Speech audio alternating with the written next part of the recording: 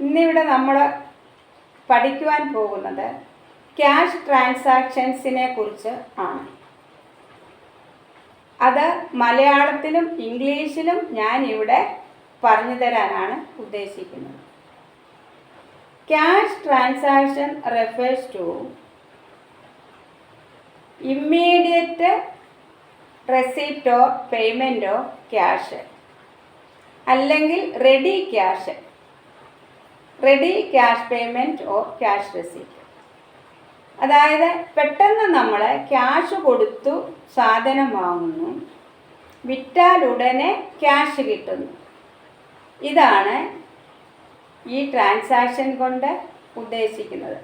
അപ്പോൾ cash transaction എന്ന് പറഞ്ഞാൽ ക്യാഷ് റെഡിയായി കൊടുത്തു സാധനങ്ങൾ വാങ്ങുകയും വിറ്റാൽ ഉടനെ ക്യാഷ് കിട്ടുകയും ചെയ്യുന്നു.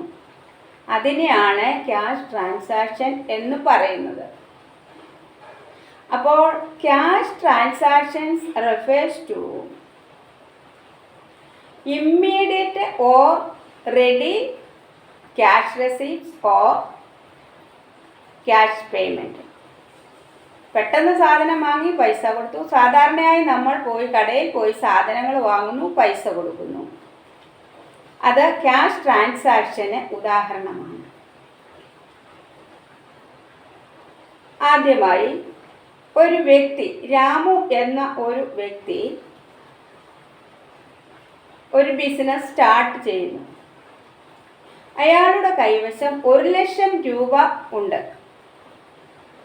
ആ 1,00,000 രൂപ ക്യാഷ് ബിസിനസ്സിലോട്ട് മുടക്കുന്നു. അത് ആ രാമുവിൻ്റെ മൂലധനമാണ്, ബിസിനസ്സിലോട്ട് മുടക്കിയ മൂലധനമാണ്. ബിസിനസ്സിൽ അത് വരുന്നു, ക്യാഷ് വരുന്നത് കൊണ്ട് ക്യാഷിനെ ഡെബിറ്റ് ചെയ്യുന്നു.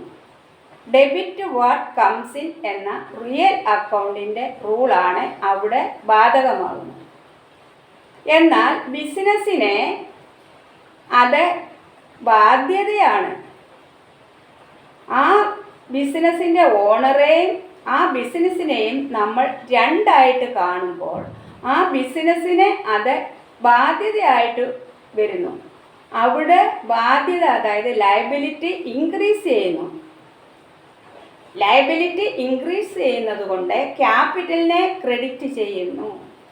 അഥവാ പ്രൊപ്പറേറ്ററുടെ കയ്യിൽ നിന്നും പണം പോകുന്നു, ക്രെഡിറ്റ് ദി ഗിവർ. അതുകൊണ്ട് രാമുവിൻ്റെ ക്യാപിറ്റലിനെ അവിടെ ക്രെഡിറ്റ് ചെയ്യുകയാണ് ചെയ്യുന്നത്. അത് ഡെബിറ്റും ക്രെഡിറ്റും തിരിച്ചെഴുതുമ്പോൾ ക്യാഷ് അക്കൗണ്ടിനെ ഡെബിറ്റ് ചെയ്യുന്നു, ക്യാപിറ്റൽ അക്കൗണ്ടിനെ ക്രെഡിറ്റ് ചെയ്യുന്നു. Cash account debtor to capital എന്നാണ് അത് എഴുതുന്നത്. അപ്പം ഡെബിറ്റിലുമായി ക്രെഡിറ്റിലുമായി ഒന്നാമത്തെ വശം ഡെബിറ്റ്, രണ്ടാമത്തെ വശം credit. Every debit has A corresponding credit. ഒന്നാമത്തെ ഉദാഹരണം അതാണ്.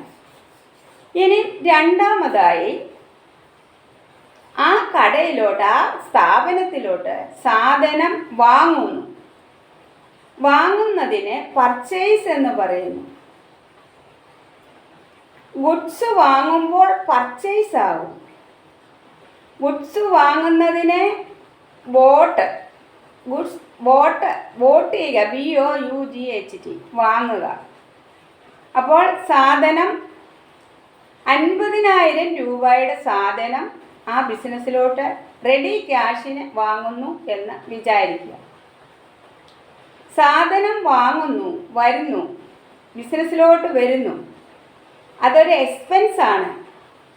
അതുകൊണ്ട് വാങ്ങുന്ന സാധനത്തെ പർച്ചേസ് എന്ന് പേര് കൊടുത്ത് വരുന്നത് കൊണ്ട് പർച്ചേസിനെ ഡെബിറ്റ് ചെയ്യുന്നു. അവിടെ റെഡി ക്യാഷ് പോകുന്ന ക്യാഷിനെ ക്രെഡിറ്റ് ചെയ്യുന്നു. അപ്പം അവിടെ ഗുഡ്സ് വരുന്നു. ഡെബിറ്റ് ഓൾ എക്സ്പെൻസസ്, പർച്ചേസ് ഒരു എക്സ്പെൻസ് ആയതുകൊണ്ട് പർച്ചേസിനെ ഡെബിറ്റ് ചെയ്യുന്നു. Credit what goes out, cash പോകുന്നു, അതുകൊണ്ട് ആ ക്യാഷിനെ ക്രെഡിറ്റ് ചെയ്യുന്നു. അപ്പോൾ ഡെബിറ്റ് ലെഫ്റ്റ് സൈഡിലും ഇടതുവശത്തും, ഡെബിറ്റിൻ്റെ എമൗണ്ട് ഇടതുവശത്ത് ലെഫ്റ്റ് സൈഡിലും ക്രെഡിറ്റിൻ്റെ എമൗണ്ട് വലതുവശത്തും അല്ലെങ്കിൽ റൈറ്റ് സൈഡിലും എഴുതുന്നു. അവിടെ ഡെബിറ്റും ക്രെഡിറ്റും തിരിച്ചു പറയുമ്പോൾ ഡെബിറ്റ് പർച്ചേസ് എക്സ്പെൻസസ് ഇൻക്രീസ് ചെയ്യുന്നു, ക്രെഡിറ്റ് ക്യാഷ് അസറ്റാണ്, ക്യാഷ് അത് ഗോസ് ഔട്ടാണ്, പോകുന്നത് കൊണ്ട് അതിനെ ക്രെഡിറ്റ് ചെയ്യുന്നു. പർച്ചേസ് അക്കൗണ്ട് ഡെറ്റർ, പർച്ചേസിനെ ഡെബിറ്റ് ചെയ്യുന്നു, ക്രെഡിറ്റിൽ ടു ചേർത്ത് എഴുതാം, ടു ക്യാഷ്, പോകുന്നതിനെ credit what goes out. Asset decrease ചെയ്യുന്നു, അസറ്റ് കുറയുന്നു, സാധനം വാങ്ങുമ്പോൾ പൈസ പോകുന്നു, ക്യാഷ് കുറയുന്നു, ക്യാഷ് അസറ്റ് ആയതുകൊണ്ട് കുറയുന്ന അസറ്റിനെ ക്രെഡിറ്റ് ചെയ്യുന്നു. അവിടെ ഡെബിറ്റായി ക്രെഡിറ്റായി, അവിടെ ടു ആസ്പെക്റ്റായി. ഓരോ ട്രാൻസാക്ഷനും രണ്ട് വശങ്ങളുണ്ട്, ഇടത് വലത്. ഇടത് ഫസ്റ്റിലെ ഉള്ളത് ഡെബിറ്റ്, വലത് സെക്കൻഡ് ക്രെഡിറ്റ്. അടുത്ത എക്സാമ്പിൾ, ക്യാഷ് സെയിൽസ്, വിറ്റു, ഉടൻ പൈസ കിട്ടി, ready cash, immediate receipt of cash ആണ് അവിടെ. ക്യാഷ് സെയിൽസ് എന്ന് പറയുമ്പോൾ ഗുഡ്സ് വിൽക്കുകയാണ്, ഗുഡ്സ് അവിടെ പോകുന്നു, ഗുഡ്സ് അവിടെ പോകുന്നു, നമുക്ക് അവിടുന്ന് പണം കിട്ടുന്നു. ഡെബിറ്റ് ക്യാഷ് വരിക, ഇൻക്രീസ് ഇൻ അസറ്റാണ് അവിടെ, ക്യാഷ് അസറ്റാണ്, അസറ്റ് വരുന്നു, വരുന്നത് കൊണ്ട് ക്യാഷിനെ ഡെബിറ്റ് ചെയ്യുന്നു, വരുന്ന ക്യാഷിനെ ഡെബിറ്റ് ചെയ്യുന്നു. ഡെബിറ്റ് വാട്ട് കംസ് ഇൻ, അവിടെ ഗുഡ്സ് വിൽക്കുക, ഗുഡ്സ് അവിടെ പോവുക, വിൽപ്പനയാണ് അവിടെ നടക്കുന്നത്, അവിടെ നമുക്കൊരു ഇൻകമാണ്, നമുക്ക് വരവാണ്, അതുകൊണ്ട് സെയിൽസിനെ നമ്മൾ ക്രെഡിറ്റ് ചെയ്യുന്നു. രണ്ട് വശങ്ങളായി, ക്യാഷ് ലെഫ്റ്റ് സൈഡിൽ ഫസ്റ്റിലെയും സെയിൽസ് സെക്കൻഡിലെയും. അപ്പോൾ അവിടെ ടു ട്രാൻസാക്ഷൻസ് നടന്നു കഴിഞ്ഞു. ഇമ്മീഡിയറ്റ് ക്യാഷ് സെയിൽസ് ആണ് അവിടെ നടക്കുന്നത്. വേറൊരു ഉദാഹരണം, ക്യാഷ് സെയിൽസിനെ വേറെ ഒരു പേരിൽ അറിയപ്പെടാം, സോൾഡ് ഗുഡ്സ് ഫോർ ക്യാഷ്, സാധനം വിറ്റു ഉടനെ പൈസ കിട്ടി. അപ്പോൾ ക്യാഷ് സെയിൽസ് എന്ന് പറഞ്ഞാലും സോൾഡ് ഗുഡ്സ് ഫോർ ക്യാഷ് എന്ന് പറഞ്ഞാലും റെഡി ക്യാഷിന് സാധനങ്ങൾ വിറ്റു എന്നാണ് മനസ്സിലാക്കേണ്ടത്. അതുപോലെ ക്യാഷ് പർച്ചേസ് എന്ന് പറഞ്ഞാലും ബോട്ട് ഗുഡ്സ് ഫോർ ക്യാഷ് എന്ന് പറഞ്ഞാലും സെയിം ആണ്. പർച്ചേസ്ഡ് ഗുഡ്സ് ഫോർ ക്യാഷ് എന്ന് പറഞ്ഞാലും ഇത് മൂന്നും സെയിം ആണ്.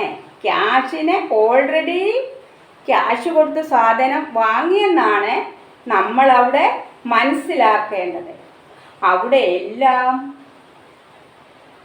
രണ്ട് ട്രാൻസാക്ഷൻസ്, രണ്ട് ഇടപാടുകൾ നടക്കുന്നു, വരുന്നു പോകുന്നു, ഇൻക്രീസ് ചെയ്യുന്നു ഡിക്രീസ് ചെയ്യുന്നു, വർദ്ധിക്കുന്നു കുറയുന്നു.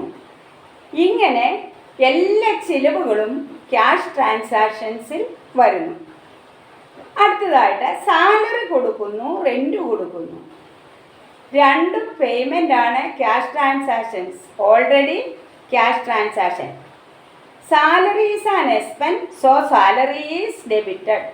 സാലറി കൊടുക്കുന്നത് ആ സ്ഥാപനത്തിന് ചിലവായതുകൊണ്ട് സാലറിയെ ഡെബിറ്റ് ചെയ്യുന്നു, എക്സ്പെൻസിനെ ഡെബിറ്റ് ചെയ്യുന്നു. ക്യാഷ് അവിടെ സ്ഥാപനത്തിൽ നിന്ന് പോവുകയാണ് ചെയ്യുന്നത്. ക്രെഡിറ്റ് വാട്ട് ഗോസ് ഔട്ട്, പോകുന്നതിനെ ക്രെഡിറ്റ് ചെയ്യുന്നു. രണ്ട് വശങ്ങൾ അവിടെയുമുണ്ട്, comes in goes out, increase decrease. Cash ട്രാൻസാക്ഷനെ കുറിച്ചുള്ള വിശദീകരണമാണ് ഞാൻ ഇവിടെ ഇന്ന് നിങ്ങൾക്ക് പറഞ്ഞ് മനസ്സിലാക്കി തന്നത്. എല്ലാവരും അത് നല്ലതുപോലെ മനസ്സിലാക്കി റിപ്പീറ്റ് ചെയ്ത് പഠിച്ച് തറവായി വയ്ക്കണമെന്ന് ഞാൻ നിങ്ങളോട് പറയുകയാണ്. ഇത് വളരെ എളുപ്പമാണ്. ഓരോ ട്രാൻസാക്ഷനും 2 വശങ്ങളുണ്ടെന്ന് മനസ്സിലാക്കുക. ഇൻക്രീസ് വർദ്ധിക്കുന്നു, ഡിക്രീസ് കുറയുന്നു. കംസ് ഇൻ ഗോസ് ഔട്ട്, വരുന്നു ക്യാഷ് വരുന്നു, ക്യാഷ് പോകുന്നു. കംസിനെ ഡെബിറ്റ് ചെയ്യണം, എക്സ്പെൻസ് ആൻഡ് ലോസിനെ ഡെബിറ്റ് ചെയ്യണം, എന്തെങ്കിലും കിട്ടുന്ന വ്യക്തിയെ ഡെബിറ്റ് ചെയ്യണം. ഗോസ് ഔട്ടിനെ ക്രെഡിറ്റ് ചെയ്യണം, ഗിവറെ ക്രെഡിറ്റ് ചെയ്യണം, ഇംഗത്തെ ക്രെഡിറ്റ് ചെയ്യണം. എല്ലാ ട്രാൻസാക്ഷനും each and every transaction has 2 aspect, 2 sides. Dual aspect concept എന്ന് പറയുന്നത് ഇതുകൊണ്ടാണ്. ഡ്യൂവൽ മീൻസ് 2 വശങ്ങൾ. എല്ലാ എക്സ്പെൻസിനും, ഇൻകത്തിനും, അസറ്റിനും, ലയബിലിറ്റിക്കും എല്ലാത്തിനും 2 വശങ്ങളുണ്ട്. Debit and credit. വരുന്നു പോകുന്നു, കിട്ടുന്നു പോകുന്നു. ഇങ്ങനെയുള്ള ഉദാഹരണങ്ങളാണ് ഇന്ന് ഞാൻ നിങ്ങൾക്ക് പറഞ്ഞ് മനസ്സിലാക്കി തന്നത്. എല്ലാവർക്കും മനസ്സിലായെന്ന് വിശ്വസിക്കുന്നു.